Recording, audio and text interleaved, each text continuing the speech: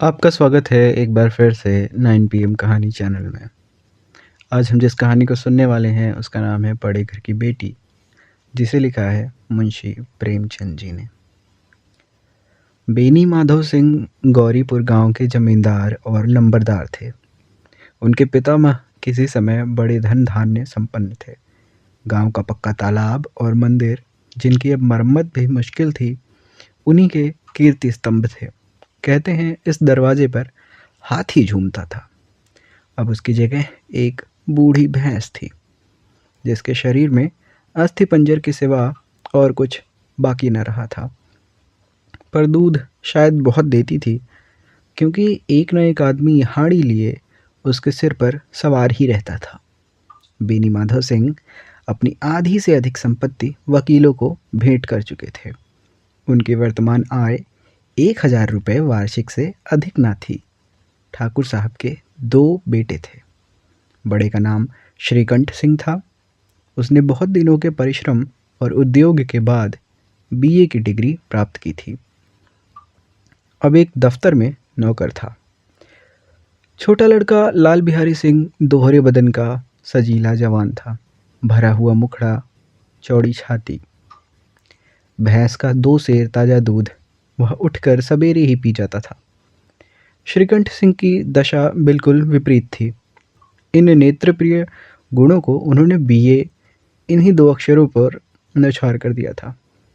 इन 2 अक्षरों ने उनके शरीर को निर्बल और चेहरे को कांतिहीन बना दिया था। इसी से वैदिक ग्रंथों पर उनका विशेष प्रेम था। आयुर्वेदिक औषधियों पर उनका अधिक विश्वास था।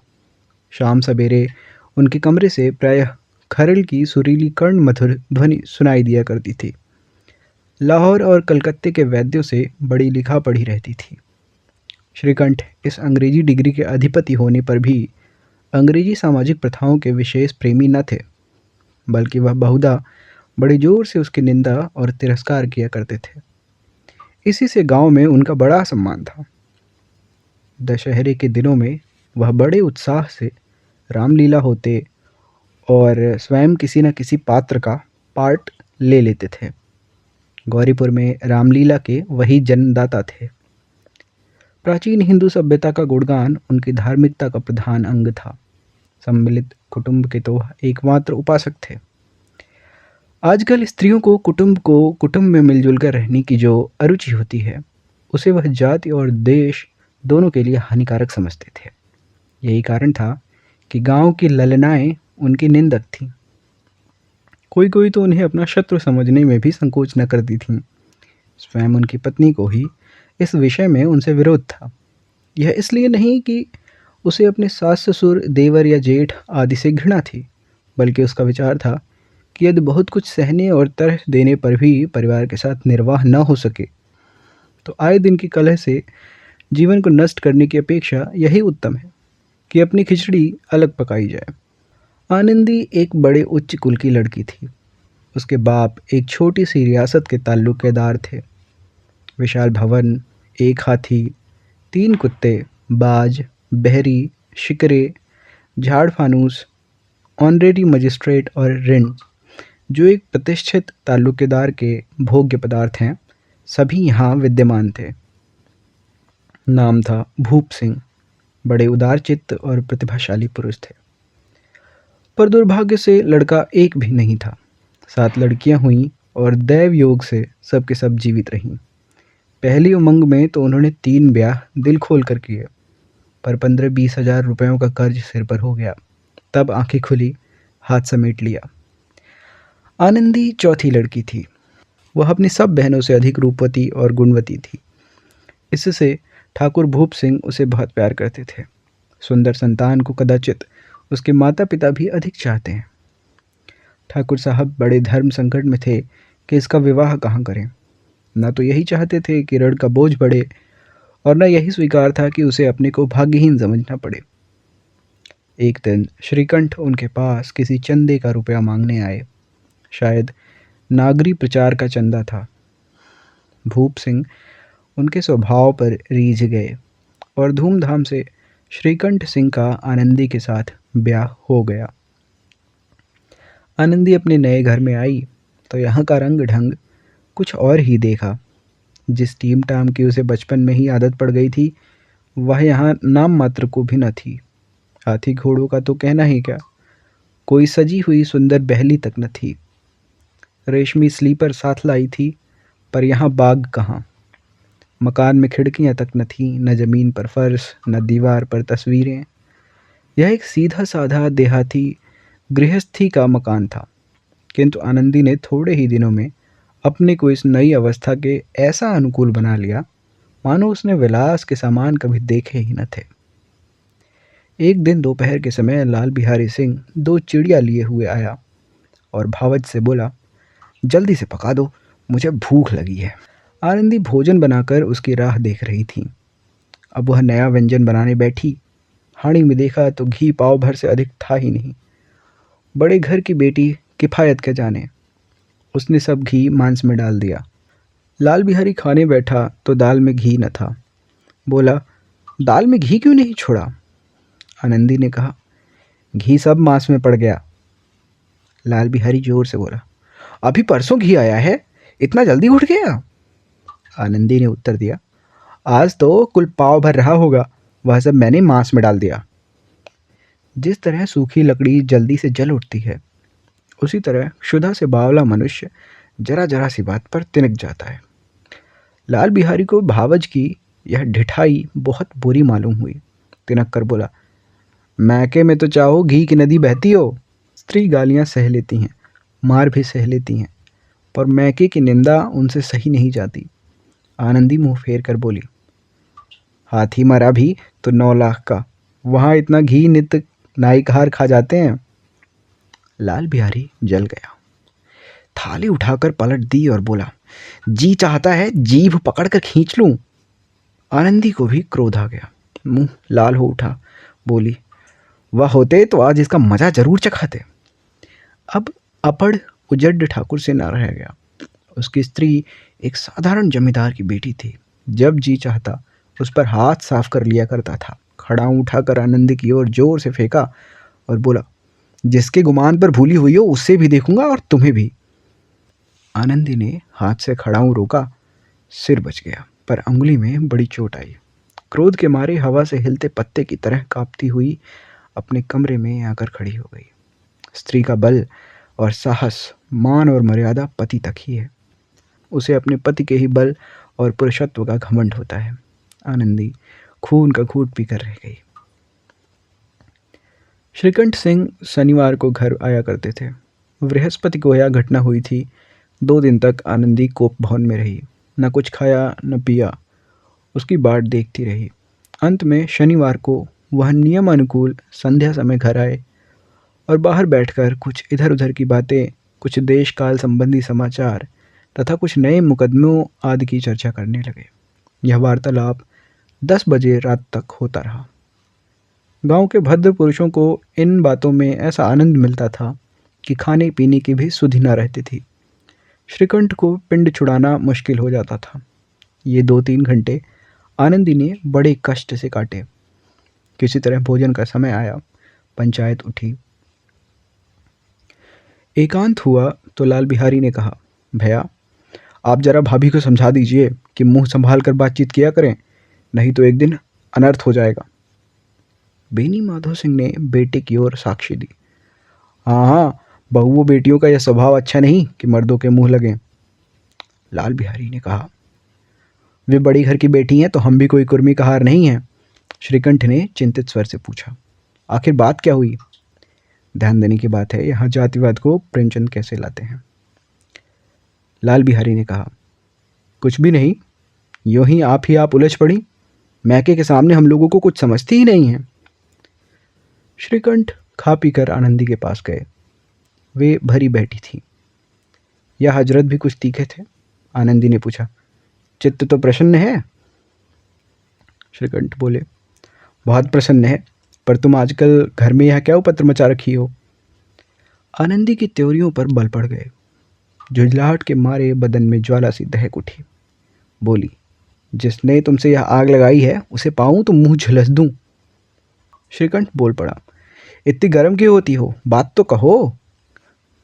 आनंदी ने कहा, क्या कहूँ, ये मेरे भाग्य का ही फेर है, नहीं तो गंवार छोकरा जिसको चपरासगिरी करने का भी शऊर नहीं, मुझे खड़ाऊं से मारकर यूं ना आंकड़ता। श्रीकंठ ने कहा, सब हाल साफ साफ कहो तो मालूम हो, मुझे तो कुछ पता ही नहीं। आनंदी बोल पड़ी, परसों तुम्हारे लाडले भाई ने मुझसे मांस पकाने को कहा। घी हांडी में पाव भर से अधिक घी न था। वह सब मैंने मांस में डाल दिया। जब खाने बैठा तो कहने लगा, दाल में घी क्यों नहीं है। बस इसी पर मेरे मैके को बुरा भला कहने लगा। मुझसे रहा ही ना गया। मैंने कहा कि वहाँ इतना घी तो नाई का हार खा जाते हैं और किसी को जान भी नहीं पड़ता। बस इतनी सी बात पर इस अन्यायी ने मुझ पर खड़ाऊं फेंक मारी। यदि हाथ से ना रोका होता तो सिर फट जाता। उसी से पूछो मैंने जो कुछ कहा है वह सच है या झूठ। श्रीकंठ की आंखें लाल हो गईं। बोले, यहाँ तक हो गया, इस छोकरे का ये साहस। आनंदी स्त्रियों के स्वभाव अनुसार रोने लगी थी, क्योंकि आंसू उनकी पलकों पर रहते हैं। श्रीकंठ बड़े धैर्यवान और शांत पुरुष थे। उन्हें कदाचित ही कभी क्रोध आता था। स्त्रियों के आंसू पुरुष की क्रोधाग्नि भड़काने में तेल का काम देते हैं।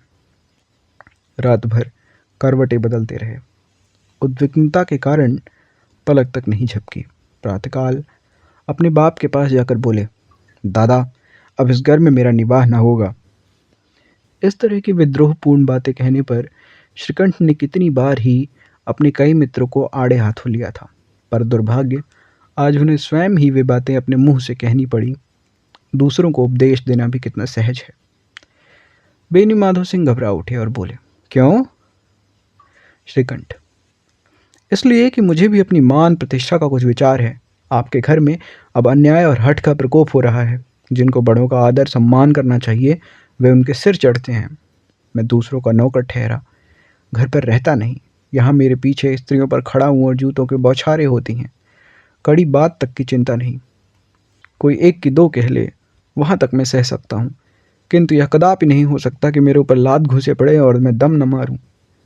बेनी माधव सिंह कुछ जवाब न दे सके। श्रीकंठ सदैव उनका आदर करते थे।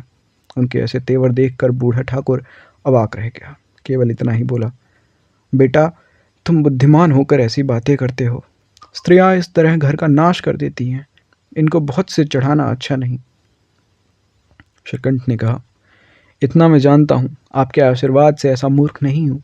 आप स्वयं जानते हैं कि मेरे ही समझाने बुझाने से इसी गांव में कई घर संभल गए, पर जिस स्त्री की मान प्रतिष्ठा का ईश्वर के दरबार में उत्तरदाता हूँ, उसके प्रति ऐसा घोर अन्याय और पशुवत व्यवहार मुझे असह्य है। आप सच मानिए, मेरे लिए यही कुछ कम नहीं है कि लाल बिहारी को कुछ दंड नहीं होता। अब बेनी माधव सिंह भी गरमाए, ऐसी बातें और न सुन सके। बोले, लाल बिहारी तुम्हारा भाई है, उससे जब कभी भूल चूक हो उसके कान पकड़ो। लेकिन श्रीकंठ बीच में ही बोल पड़ा, लाल बिहारी को अब मैं अपना भाई नहीं समझता। बेनी माधव सिंह ने तबक कर बोला, स्त्री के पीछे? श्रीकंठ का जवाब, जी नहीं, उसकी क्रूरता और अविवेक के कारण। दोनों कुछ देर चुप रहे। ठाकुर साहब लड़के का क्रोध शांत करना चाहते थे, लेकिन ये नहीं स्वीकार करना चाहते थे कि लाल बिहारी ने कोई अनुचित काम किया है। इसी बीच में गांव के और कई सज्जन हुक्के चिल्म के बहाने वहां आ बैठे। कई स्त्रियों ने जब यह सुना कि श्रीकंठ पत्नी के पीछे पिता से लड़ने को तैयार हैं तो उन्हें बड़ा हर्ष हुआ। दोनों पक्षों की मधुर वाणियां सुनने के लिए उनकी आत्माएं तिलमिलाने लगीं।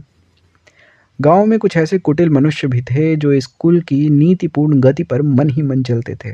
वे कहा करते थे, श्रीकंठ अपने बाप से दबता है इसलिए वह दब्बू है। उसने विद्या पढ़ी लेकिन वह किताबों का कीड़ा है। बेनी माधव सिंह उसके सलाह के बिना कोई काम नहीं करते, यह उनकी मूर्खता है।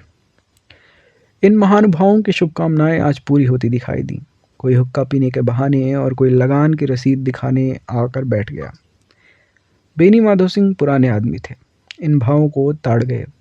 उन्होंने निश्चय किया, चाहे कुछ ही क्यों ना हो, इन द्रोहियों को ताली बजाने का अवसर न दूंगा। तुरंत कोमल शब्दों में बोले, बेटा, मैं तुमसे बाहर नहीं हूं, तुम्हारा जो जी चाहे करो, अब तो लड़के से अपराध हो गया। इलाहाबाद का अनुभव रहित झल्लाया हुआ ग्रेजुएट इस बात को समझ न सका। उसे डिबेटिंग क्लब में अपनी बात पर अड़ने की आदत थी, इन हथकंडों की उसे क्या खबर। बाप ने जिस मतलब से बात पलटी थी वह उसकी समझ में न आया। बोला, लाल बिहारी के साथ अब इस घर में मैं रह नहीं सकता। बेनी माधो सिंह ने सलाह दी, बेटा, बुद्धिमान लोग मूर्खों की बात पर ध्यान नहीं देते। वो बेसमझ लड़का है, उससे जो कुछ भूल हुई उसे तुम बड़े होकर क्षमा करो। श्रीकंठ ने कहा, उसकी इस दुष्टता को मैं कदापि नहीं सह सकता। या तो वही घर में रहेगा या मैं ही। आपको यदि वह अधिक प्यारा है तो मुझे विदा कीजिए। मैं अपना भार आप संभाल लूँगा। यदि मुझे रखना चाहते हैं तो उससे कहिए जहाँ चाहे चला जाए। बस यही मेरा अंतिम निश्चय है। लाल बिहारी सिंह दरवाजे के चौखट पर चुपचाप खड़ा बड़े भाई की बातें सुन रहा था। वह उनका बहुत आदर करता था। उसे कभी इतना साहस न हुआ था कि श्रीकंठ के सामने चारपाई पर बैठ जाए, हुक्का पी ले या पान खा ले। बाप का भी वह इतना मान ना करता था। श्रीकंठ का भी उस पर हार्दिक स्नेह था। अपने होश में उन्होंने कभी उसे घुड़का तक न था। जब वह इलाहाबाद से आते तो उसके लिए कोई न कोई वस्तु अवश्य लाते। मुकदर की जोड़ी उन्होंने ही बनवा दी थी। पिछले साल जब उसने अपने से ड्योढ़े जवान को नागपंचमी के दिन दंगल में पछाड़ दिया तो उन्होंने पुलकित होकर अखाड़े में ही जाकर उसे गले लगा लिया था। 5 रुपए के पैसे लौटाए थे। ऐसे भाई के मुंह से आज ऐसी हृदय विदारक बात सुनकर लाल बिहारी को बड़ी ग्लानि हुई। वो फूट फूट कर रोने लगा। इसमें संदेह नहीं कि अपने किए पर पछता रहा था। भाई के आने से एक दिन पहले से ही उसकी छाती धड़कती थी कि देखूं भैया क्या कहते हैं। मैं उनके सम्मुख कैसे जाऊंगा, उनसे कैसे बोलूंगा, मेरी आंखें उनके सामने कैसे उठेगी। उसने समझा था कि भैया मुझे बुलाकर समझा देंगे। इस आशा के विपरीत आज उसने उन्हें निर्दयता की मूर्ति बने हुए पाया। वो मूर्ख था, परंतु उसका मन कहता था कि भैया मेरे साथ अन्याय कर रहे हैं। यदि श्रीकंठ उसे अकेले में बुलाकर 2-4 बातें कह देते, इतना ही नहीं 2-4 तमाचे भी लगा देते तो कदाचित उसे इतना दुख न होता। पर भाई का यह कहना कि अब मैं इसकी सूरत तक नहीं देखना चाहता, लाल बिहारी से सहा न गया। कोठरी में जाकर कपड़े पहने, आंखें पोंछी, जिसमें कोई यह न समझे कि रोता था। तब आनंदी के द्वार पर आकर बोला, भाभी, भैया ने निश्चय किया है कि वह मेरे साथ इस घर में न रहेंगे। अब वह मेरा मुंह नहीं देखना चाहते, इसलिए अब मैं जाता हूँ। उन्हें फिर मुंह ना दिखाऊंगा। मुझसे जो कुछ अपराध हुआ उसे क्षमा करना। ये कहते कहते लाल बिहारी का गला भर आया। जिस समय लाल बिहारी सिर झुकाए आनंदी के द्वार पर खड़ा था, उसी समय श्रीकंठ भी आंखें लाल किए बाहर से आए। भाई को खड़ा देखा तो घृणा से आंखें फेर ली और कतरा कर निकल गए, मानो उसकी परछाई से दूर भागते हों। आनंदी ने लाल बिहारी की शिकायत तो की थी, लेकिन अब मन में पछता रही थी। वह स्वभाव से ही दयावती थी। उसे इसका तनिक भी ध्यान न था कि बात इतनी बढ़ जाएगी। वह मन में अपने पति पर जुझला रही थी कि यह कितने गर्म क्यों होते हैं। उस पर यह भय भी लगा हुआ था कि कहीं मुझसे इलाहाबाद चलने को कहें तो कैसे क्या करूंगी। इस बीच में जब उसने लाल बिहारी को दरवाजे पर खड़े ये कहते सुना कि अब मैं जाता हूँ, मुझसे जो कुछ अपराध हुआ क्षमा करना, तो उसका रहा सहा क्रोध भी पानी हो गया। वो रोने लगी। मन का मैल धोने के लिए नयन जल से उपयुक्त और कोई वस्तु नहीं है। श्रीकंठ को देखकर आनंदी ने कहा, लाला बाहर खड़े बहुत रो रहे हैं। श्रीकंठ ने कहा, तो मैं क्या करूं? आनंदी ने कहा, भीतर बुला लो, मेरी जीभ में आग लगे, मैंने कहाँ से यह झगड़ा उठाया। श्रीकंठ का जवाब था, मैं ना बुलाऊंगा। आनंदी ने कहा, पछताओगे, उन्हें बहुत ही ग्लानि हो रही है, ऐसा ना हो कि कहीं चल दें। श्रीकंठ नहीं उठे। इतने में लाल बिहारी ने फिर कहा, भाभी, भैया से मेरा प्रणाम कह दो, वह मेरा मुख नहीं देखना चाहते, इसलिए मैं भी अपना मुख उन्हें ना दिखाऊंगा। लाल बिहारी इतना कहकर लौट पड़ा और शीघ्रता से दरवाजे की ओर बढ़ा। अंत में आनंदी कमरे से निकली और उसका हाथ पकड़ लिया। लाल बिहारी ने पीछे फिर कर देखा और आंखों में आंसू भरे बोला, मुझे जाने दो। आनंदी ने कहा, कहाँ जाते हो भैया?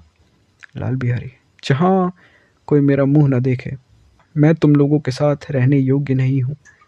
आनंदी ने कहा, तुम्हें मेरी सौगंध, अब एक पग भी आगे न बढ़ाना।